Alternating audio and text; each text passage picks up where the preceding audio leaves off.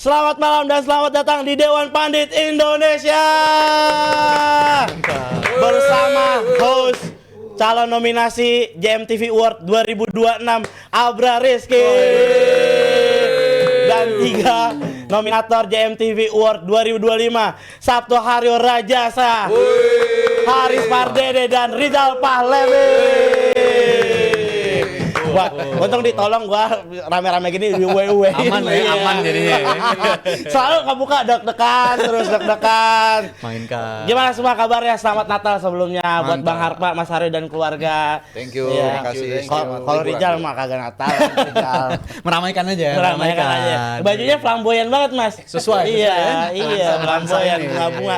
Kayak baju Cocok. SpongeBob ya, Patrick namanya Patrick. Kalau warna hijau Iya, iya. benar.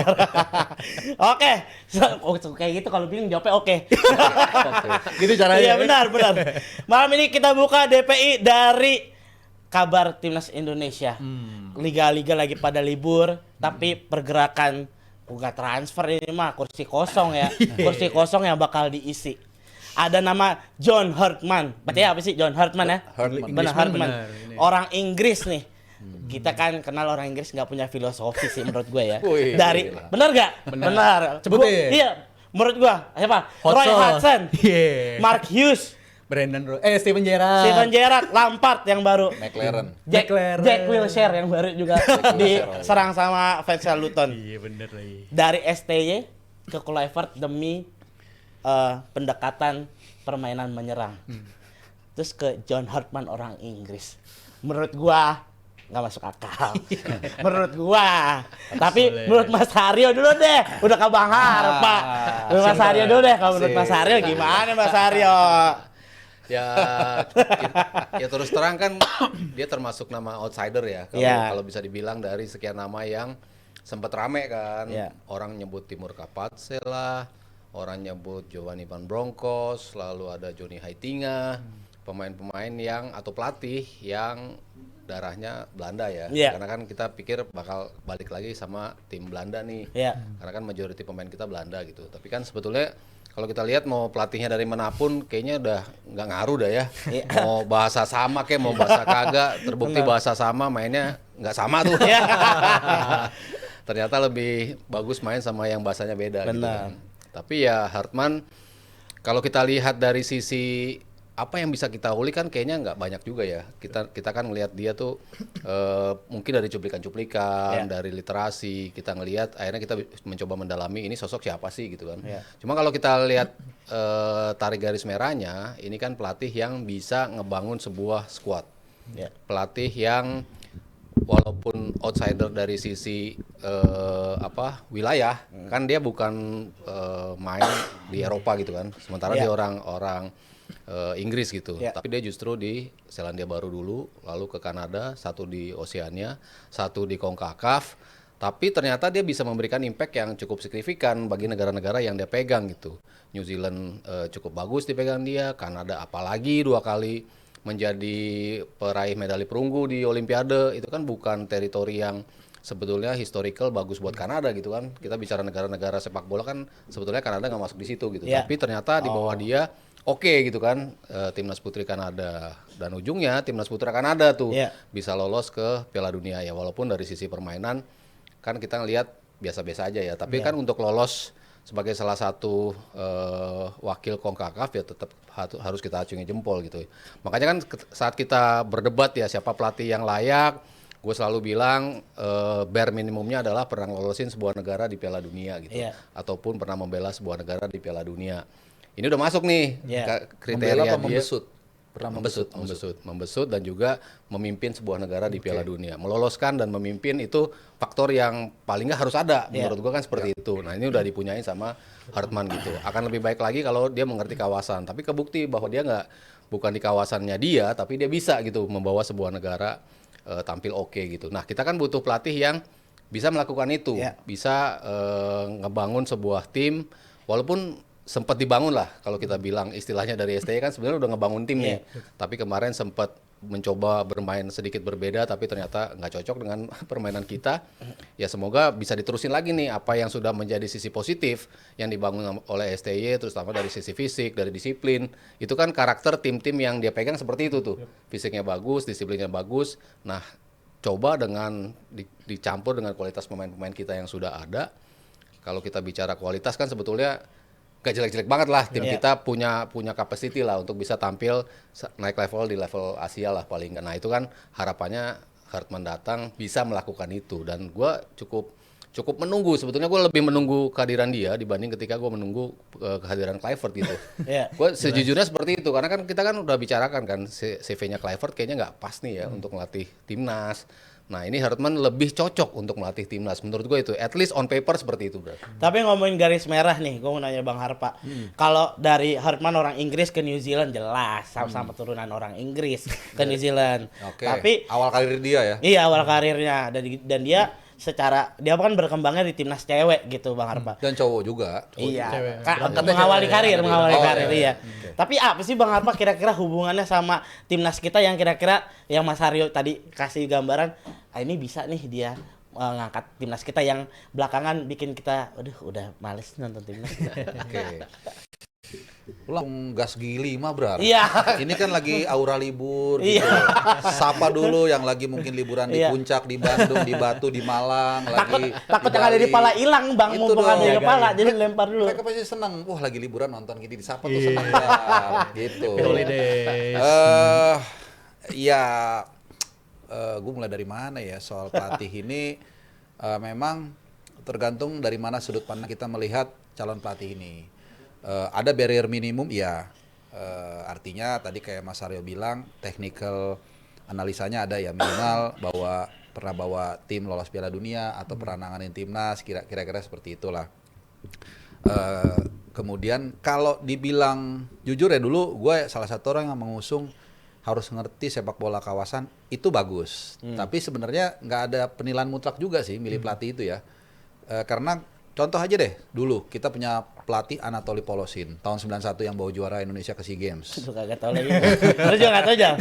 Lawas Nah, nggak apa-apa, biar lu tahu kan. Iya benar Polosin. benar. Nah ini nggak ada sama sekali setahu gua Iya. pemahaman dia di kawasan Asia Tenggara atau Asia pada umumnya, tapi bisa berhasil juga gitu. Jadi nggak ada ukuran yang rigid sebenarnya kalau soal itu gitu. Dan ternyata dia berhasil walaupun dengan adaptasi yang sangat ekstrim. Jadi waktu itu dia datang, dia lihat, waduh ini kayaknya udah nggak bisa dibenerin tekniknya nih. Akhirnya digenjot fisiknya di daerah Jawa Barat sana lah, sampai berapa bulan sampai pada muntah-muntah katanya. Dan ternyata it works, bisa juga. History made to be broken. Ada yang selalu pertama kan. Nah jadi kalau kembali soal John Hartman ini, by the way bacanya Hartman. Hartman. Jadi kalau Hartman itu kan heart tuh keras. Keras. Jadi Hartman. Heart sakit juga sih. Kalau heart tuh bisa keras, bisa hati ya. Iya. Anyway, secara umum gue sepakat dengan Mas Aryo, artinya dia masuk beberapa checklist utama lah. Dan menurut gue yakin kita sepakat dari checklist, dari pengalaman dia lebih baik dari Patrick Kluivert. Jelas. Ya kan, dari CV. Tapi again, apakah menjamin dia akan sukses? Nobody knows. Sampai nanti ada checkpoint yang selalu gua utarakan dalam beberapa kesempatan. Bulan Maret ada FIFA Series, Juni kalau nggak salah ada FIFA Matchday, Juli ada AFF, September kalau nggak salah masih ada FIFA Matchday, dan seterusnya sampai dengan Piala Asia. Yeah. Nah itu pun nggak bisa ujuk-ujuk.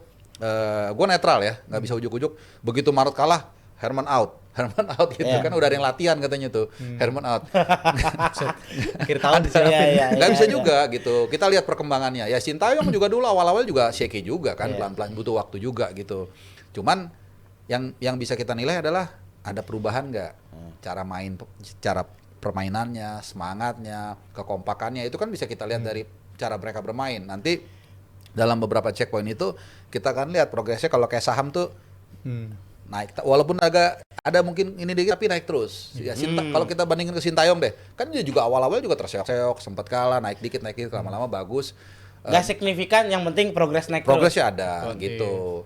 Jadi ya kita nggak bisa menilai dia akan sukses atau enggak. Yang pasti kembali lagi paling mendasar banget mungkin itu adalah budget yang dimiliki PSSI juga. Iya.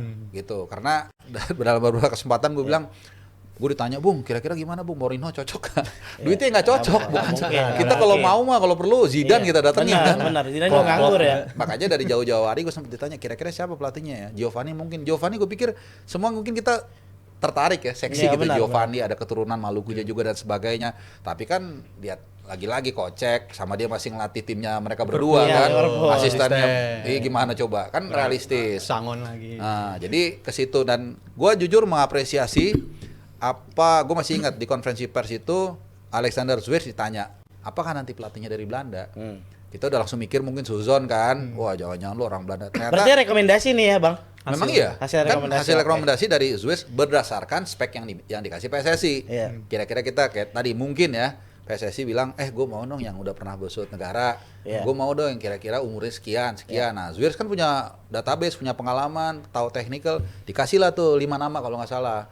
Berangkatlah Bang Endri Erawan, Esko PSSI sama Pak Sumarji, Iya. ya kan ke Eropa, cari 1, 2, 3, ada yang nggak bisa, ada yang lagi melatih Irlandia, lagi on the way Piala Dunia, ada yang mau tapi mungkin duitnya nggak kena, mungkin tuh Gio kali gua nggak tahu.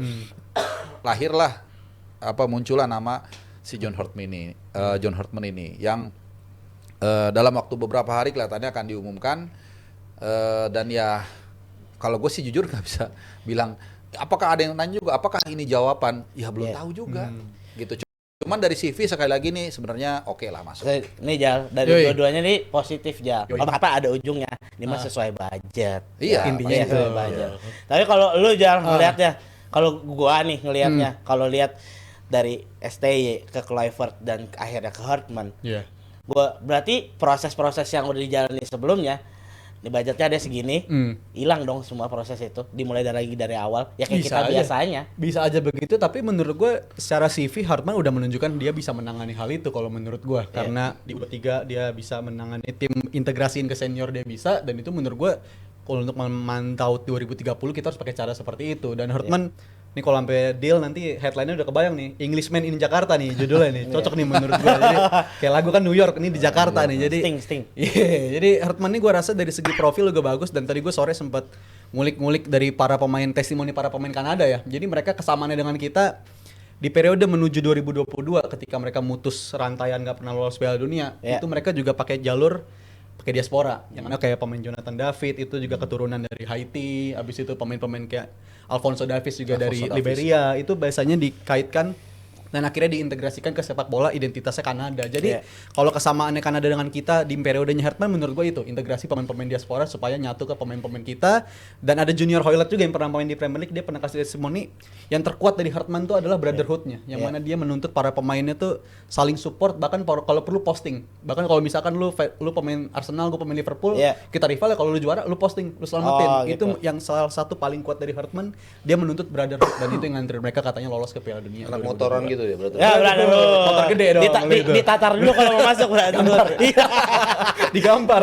Tapi nih terakhir pertanyaan gue soal Hartman. Ke Mas Aryo aja dah. Berarti kan prosesnya ditinggalin tuh Mas. Waktu STY kita butuh 5 tahun kurang lebih. Sama Hartman kita Potong butuh Covid berapa? ya, potong Covid. Potong Potong Covid. Covid. Untuk Hartman kita berapa lama untuk menilai untuk sesuatu yang baru lagi dimulai? Sebenarnya kan gue bilang dia mencoba meneruskan ya Iya. apa yang positif dari STY kan sebetulnya kan kita lihat beberapa permainan kalau lawan big boys of Asia kita bermain seperti apa, tapi lawan tim yang secara kualitas mungkin sama kita atau di bawah kita kan dia juga nggak main dengan reactive football. Dia coba untuk bermain ball possession juga. Di beberapa game di round 3 kan kita juga mainin ball possession juga gitu. Cuman lebih efektif ketika lawan negara-negara besar ya memang terbukti reactive football ataupun kita mencoba lewat transisi. Iya. Dan kalau itu dipertahankan ya nggak masalah juga. Artinya kan kita sudah punya sebuah sistem dalam round 2, round 3, round 4 yang dimainkan ya pasti kan juga dilihat sama Hartman kan. Oh ini kemarin yang menjadi sisi positif adalah bermain seperti ini. Yang menjadi kekurangan adalah ketika kita defense seperti ini, jarak antar pemain seperti apa. Kan pasti dia belah-belah juga kan. Oh ini yang menjadi kekuatan kita, makanya nanti coba diteruskan. Makanya tadi apa yang Harpo bilang, kita mencoba mencari checkpoint lah dari kalau lo mau bilang progres ataupun lo bilang sebuah proses ya mungkin seperti itu. Tapi kan kita sudah prosesnya nggak apa-apa sama STY. lalu sempat ada sentuhan sedikit dari Kluivert, sedikit ya. Apa? Sentuhan apa tuh Mas? Senggolan kayaknya deh. Senggolan sedikit gitu ya dari Kluivert dan akhirnya sekarang Hartman masuk. Tapi kan kalau dia meneruskan apa yang menjadi kekuatan utama kita, ya itu harus kita pertahankan gitu. Dan gua rasa di bulan Maret ketika nanti kita mencoba memainkan FIFA Match di bulan Maret, lalu nanti masuk ke Juni, Juli, September, Oktober, November, sebelum Januari kita main di Piala Asia. Jadi kan ada beberapa checkpoint tadi, tahapan yang harus dilalui. Kita udah lama nggak bermain timnas senior kita kan, udah cukup lama terakhir Oktober kita bermain. Nanti berarti di bulan Maret baru kita main lagi. Artinya setelah 5 bulan kita bermain bersama, akan dilihat kan seperti apa sih tim yang coba dimainkan oleh Hartman itu. Apakah ada kombinasi dari beberapa pemain yang ada di sini ketika dari Januari sampai Maret dia mencoba melihat pemain-pemain yang ada di Liga 1. Apakah ada yang cocok untuk bisa mengetuk pintu timnas juga. Nanti kan kita lihat tim kita utamanya kekuatannya seperti apa. Oke Mas, gua sih setuju sama David Ginola nih yang nyawer 25.000. Harapannya buat timnas di 2006 less drama, more progress. Mudah-mudahan kan semuanya narasinya positif. Mudah-mudahan kita ke arah situ ya di 2026. Tapi ngomong